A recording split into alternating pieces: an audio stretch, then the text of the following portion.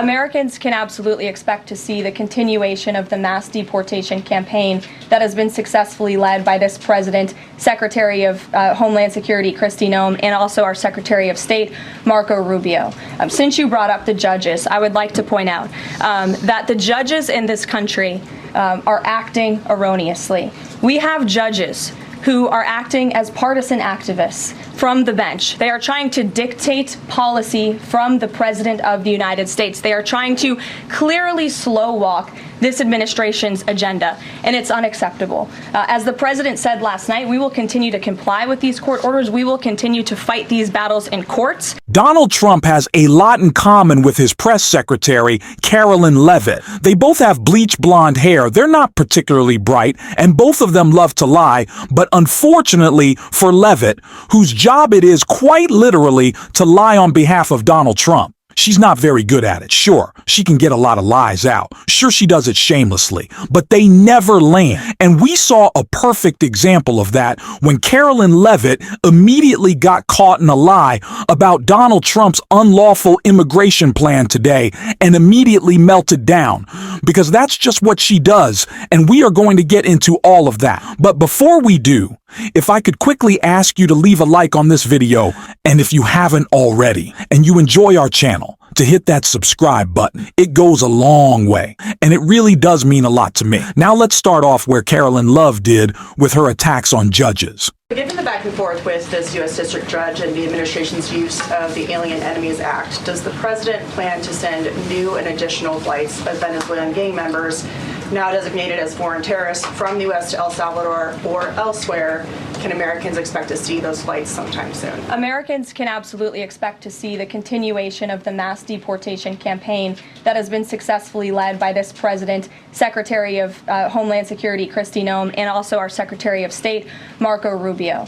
Since you brought up the judges, I would like to point out that the judges in this country are acting erroneously.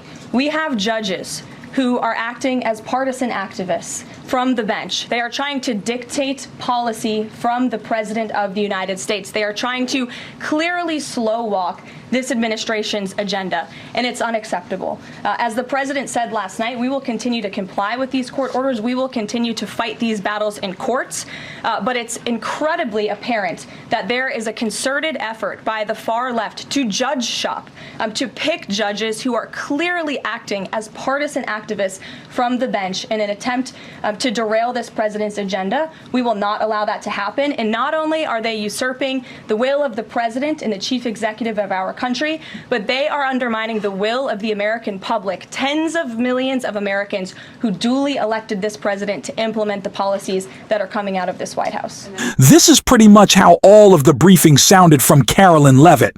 It was just complaint after complaint, lots of whining and attacks against the reporters, and of course, these judges who she claims are activists from the bench just because they're opposing Donald Trump breaking the law and telling him to listen to their court orders. I don't really think that's an activist move. I think an activist move would be preventing Donald Trump from actually being tried for his crimes, like Judge Cannon in Florida, who Donald Trump might elevate to a Supreme Court seat later in his term. That sounds like an activist judge to me, but it didn't stop Carolyn from trying to push this narrative as she did right here. Our understanding, and that's the truth. And if I could ask you a question about the judge as well.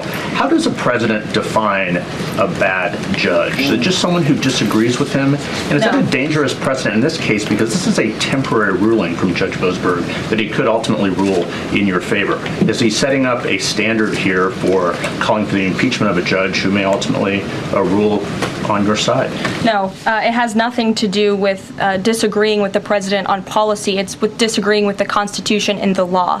And it's trying to usurp the authority of the executive branch of this country. It's having baseless reasoning for these injunctions. And it's a clear effort by these judges to slow roll this president's agenda. What is this idea that these judges, or the judiciary more broadly, which Donald Trump had a huge hand in picking, during his first term just 4 or 5 years ago, those people are still on the bench. A lot of these cases come before his own judges, and he's claiming that they're targeting him. No, you just break the law so much. which was the clear answer to what Carolyn Levitt had to say right here. Like I should clear that up. Well, let me just say something to that effect, Garrett. 67% of all of the injunctions in this century have come against which president? Donald J. Trump. Let me say that again. 60% of the injunctions by partisan activists in the judicial branch have come against President Donald Trump, and 92% of those have been from Democrat-appointed judges.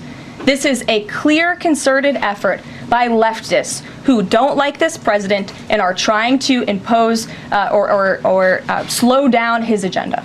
So I don't even want to take this number seriously that 67% of injunctions are against Donald Trump, because we just can't trust Carolyn Levitt, but it's maybe because he breaks the law the most. Did you ever consider that Joe Biden didn't wake up every day and think, how can I violate the Constitution, and then claim supreme authority over it and reject the court's ruling, thus leading to more injunctions? He's breaking the law.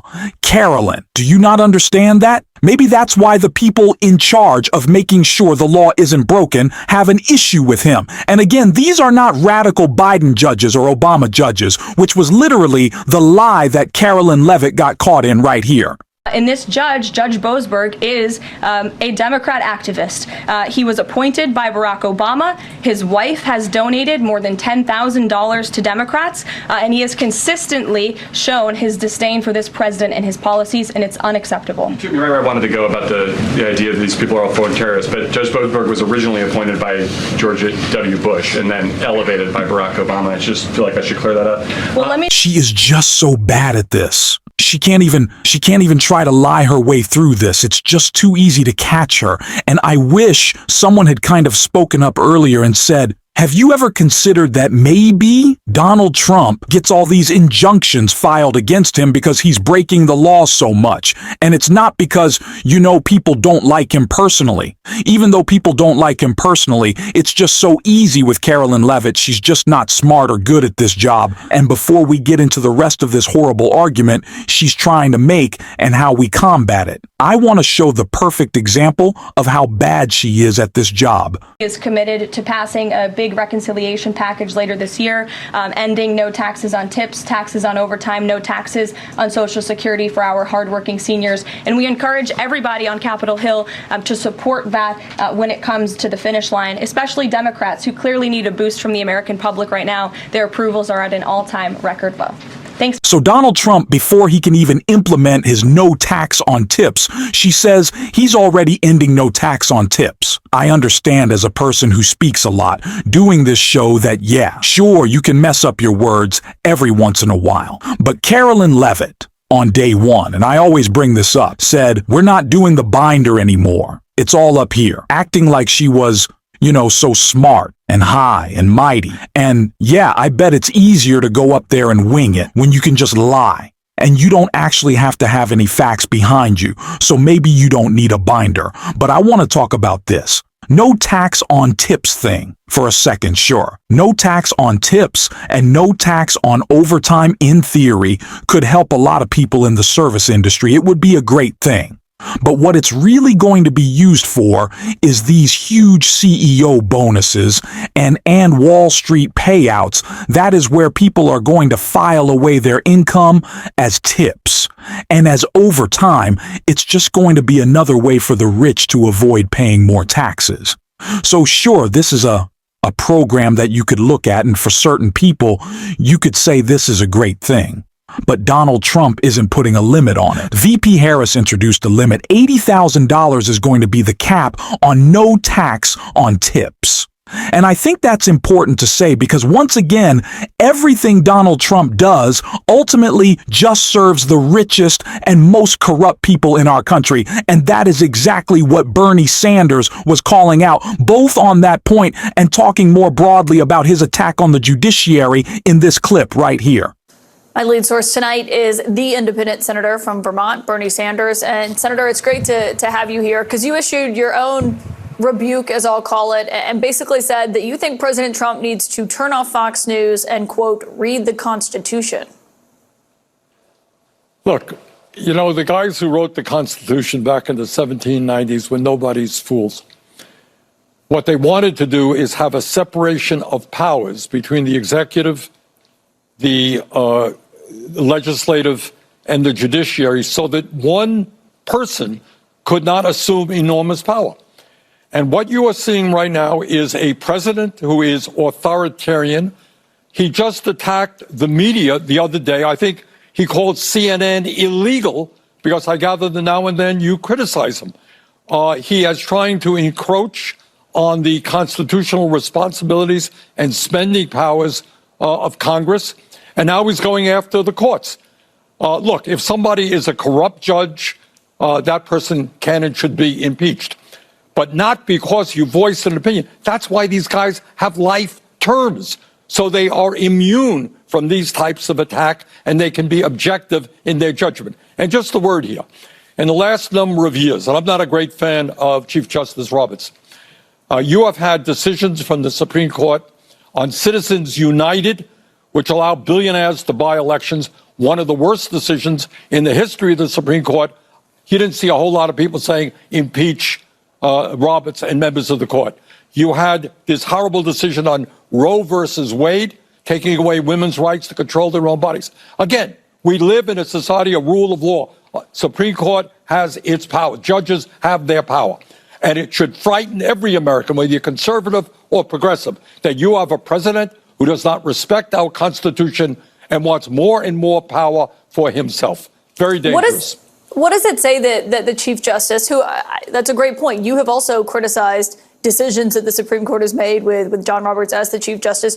But what does it say that he felt the need to come out and issue this rebuke of Trump tonight? Well, I don't know Roberts all that well. I'm not a great fan of his court, but I think he does understand, I suspect, the danger of a president who does not respect the Constitution of the United States and wants more and more power for himself. It would take 67 senators to remove a judge from the federal bench. That would mean that every Republican would have to vote for it, and I believe 14 Democrats. It's not going to happen. Okay, period. We don't have to. But what we have to worry about is this movement toward authoritarianism. Trump admires and loves people. He thinks they're great. They're beautiful people when they agree with him. But if you criticize them, you're acting illegally, you should be impeached, you're terrible, etc. You're a left-wing fanatic, whatever he calls people. A very dangerous trend. Look, I don't have to tell anybody that we are living in difficult times. And it's not only this movement toward authoritarianism, it's this movement toward oligarchy, where you have a number of billionaires running the United States government, where you're seeing right now with Musk and others massive attacks against veterans. And the Veterans Administration, they want to lay off some 80,000 people in the VA who provide health care to our veterans, who make sure they get the benefits that they deserve. You're now seeing a massive attack on Social Security. Presumably they want people with disabilities to now walk in to some Social Security office, although they're cutting back on these Social Security offices all over this country.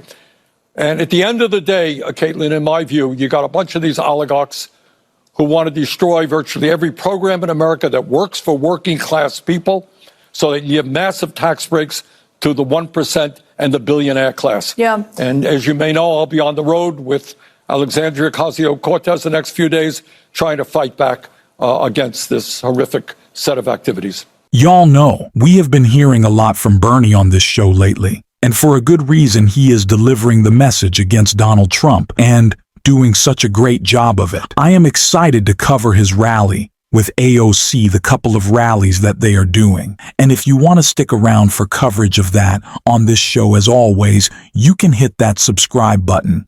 You can leave a like on this video. And if you stuck around to the end, you can drop a blue heart in the comments. And until next time, I'll see you soon.